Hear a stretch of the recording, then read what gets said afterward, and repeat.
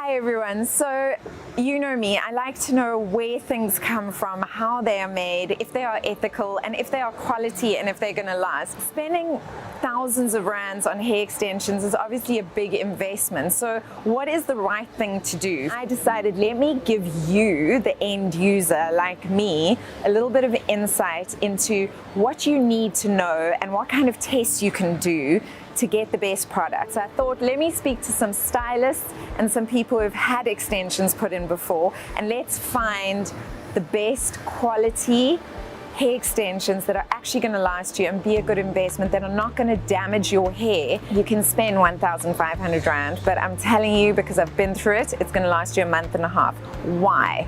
Let's figure it out. I think a lot of clients ask you 100% human hair, which is most extensions. I think it's just a good quality or bad quality human hair.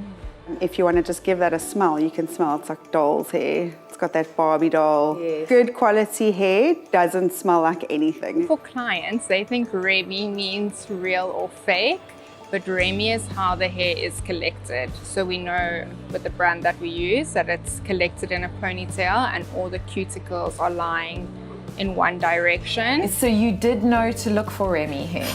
I did know to look for Remy, yes. Okay. But I think a lot of people lie about the Remy. Okay. So I don't think all of them are 100% Remy.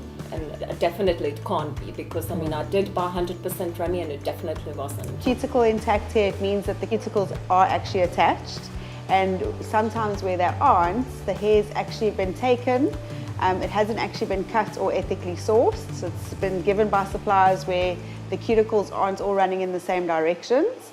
So they either have to acid bath them and get rid of all the cuticles, which makes them also coat the hair in silicone to make it feel like it's all nice. But eventually that silicone's gonna wash away and there's no cuticle left on the hair, so it's gonna start matting. I've had that before, and it literally forms like a it's actually dreadlock. called inversion, and it's very much like Yeah. Velcro.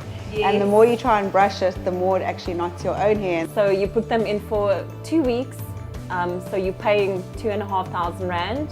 There's 2 weeks of extensions, you have to take them out, you rip your hair out, and then you throw them away because you can't reuse them.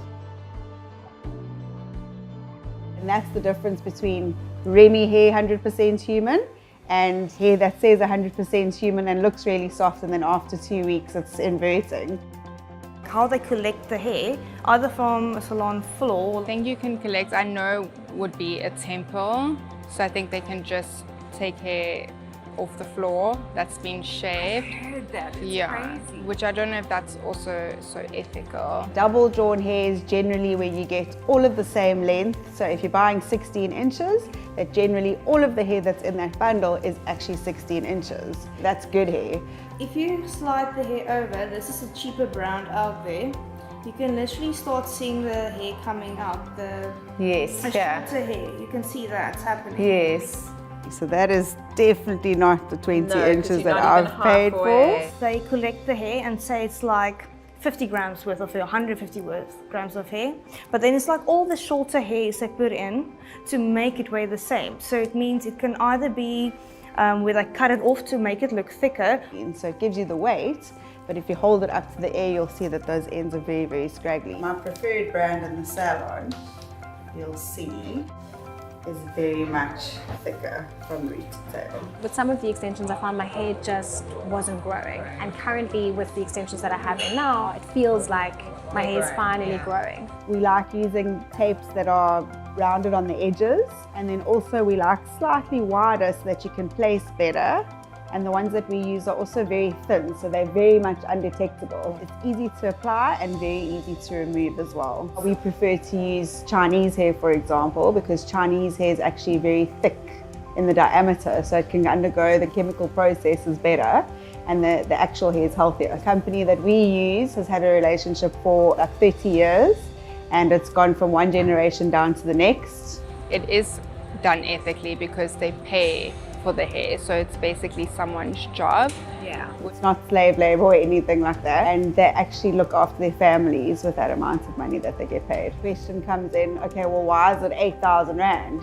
Like, that's ridiculous, 8,000 rand. And then you have to kind of explain to them that it is ethically sourced and that the cuticles are lying all in one direction. Rather invest more money into something that I know is a really, really good quality hair extension that you're going to be able to manage at home, that you're not going to have any problems with down the line, and that you can just feel confident in wearing this hair. Be patient, do your research, don't rush into it.